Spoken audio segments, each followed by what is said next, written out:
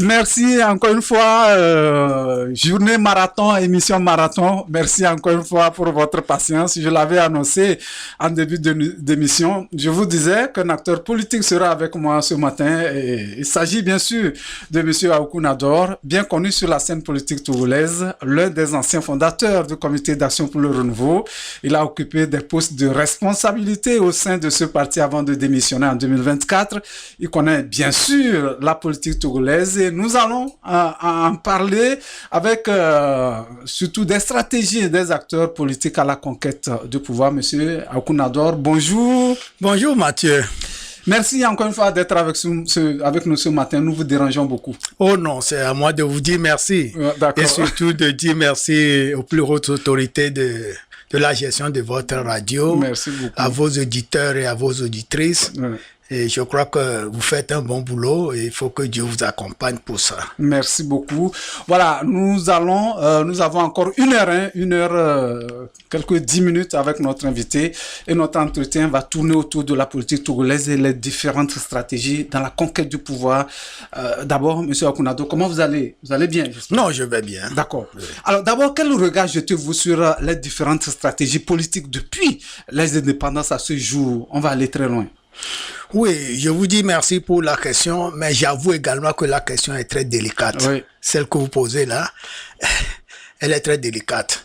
Mais je crois que je ne donnerai que mon avis, mon point de vue, mon analyse jusqu'à un moment donné. Ce que je dirai ne sera pas une parole d'évangile. C'est un point de vue d'un citoyen togolais, d'un acteur politique togolais. Ça peut plaire ou ne pas plaire, mais je ne le dis pas pour que ça plaise ou que ça déplaise. Mais je le dis pour apporter ma contribution au débat national. Peut-être que quand d'autres personnes vont réfléchir, certains des éléments que je vais évoquer peuvent leur permettre d'ajuster eux aussi leur prise de position. L'essentiel, c'est que la vie politique togolaise a besoin d'être comprise, analysée, étudiée pour qu'on fasse la politique autrement que nous la faisons jusqu'à aujourd'hui. Parce qu'on dit souvent que si vous voulez faire la politique, vous êtes obligé de connaître l'histoire de votre pays. Bien sûr. Alors, je disais donc les différentes stratégies que vous avez peut-être à nous dire depuis les indépendances, dans la course au pouvoir. Est-ce que vous peut nous faire un peu... Oui, comme je l'ai dit, si nous voulons rentrer dans les détails, ça va être long. Oui. Mais nous allons prendre quelques séquences. La première séquence, c'est que le Togo n'est pas n'importe quelle colonie française, mais il avait un statut particulier comme le Cameroun. Parce qu'au départ, le Togo était une colonie allemande et puis après la guerre, l'ONU l'a rattaché, lui a donné un statut particulier, mais lui a demandé que la France le gère. Et nous avons constaté que la France n'a pas voulu gérer le Togo dans son statut, mais a voulu le gérer comme il gérait ses propres colonies. C'est ce qui a fait que de temps en temps, eh bien, ceux qui incarnaient la lutte pour l'indépendance allaient à l'ONU pour faire des plaidoyers. Ils n'avaient pas de difficulté puisque quand ils cognent à la porte de l'ONU, on la leur ouvre. Parce qu'on sait pourquoi ils sont là. Voilà. Maintenant, passé cette étape-là, la France a forcé, dit il faut aller à tel statut, à la communauté, etc., etc. Mais il faut noter que dans ce mouvement général après la Deuxième Guerre mondiale, eh bien, la France savait, avec l'émancipation des colonies, que quel que soit le cas, les colonies allaient demander leur indépendance. Et elle-même se préparait, mais elle ne voulait pas le faire précipitamment comme une métropole défaite, etc., etc. Surtout qu'on sait que les Africains ont joué un grand rôle, n'est-ce pas, dans la libération de la France. Mais ceux qui ont des statuts particuliers, notamment le Togo, et ceux qui incarnaient cette tendance-là, n'avaient pas voulu s'inscrire dans cette dynamique.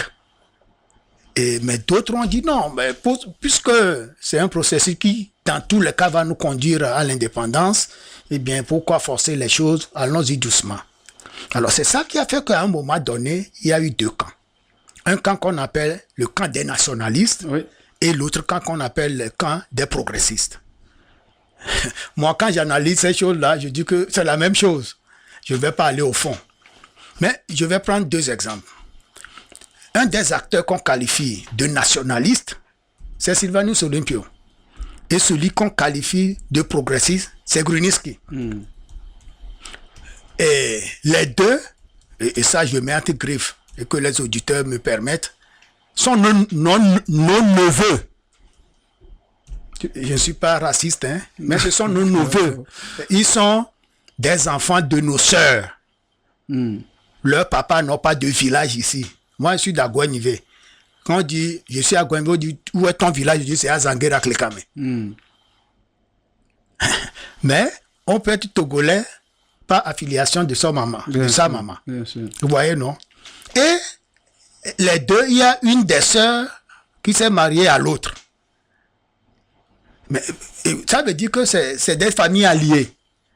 Mais c'est eux qui, par le hasard de l'histoire, se sont retrouvés entre leurs mains le destin du Togo. Qu'est-ce qui peut diviser ces gens-là du point de vue idéologique et projection du Togo dans l'avenir? Mais il y a une guerre assez féroce. Celui qui se réclame du bord de nationalisme ne veut pas voir celui qui se réclame du bord progressiste. Ce qu'on lui a généralement reproché, c'est qu'il a la nationalité française. J'avoue que jusqu'à présent, je ne sais pas si dans le parcours de Sylvanus Olympio, puisque lui aussi il a fait ses études en Grande-Bretagne, s'il a eu une de ces nationalités-là, je sais aussi qu'il a fait un parcours en France. Voilà la grande difficulté. Maintenant, qu'est-ce qui se passe alors? Ce qui se passe, c'est que bon, on dit on va faire des élections, on a fait des élections, on dit c'est Grunitzky qui a gagné, on dit non. Maintenant, on va faire encore un plaidoyer. On va faire encore un plaidoyer aux Nations Unies. Il faut reprendre les élections. Et les élections ont été reprises. Et c'est le CUT qui a gagné. D'accord. On marque la pause. On revient après la demi-heure. Je rappelle que nous aurons 1 heure pour cet entretien avec M. Nador. À tout à l'heure.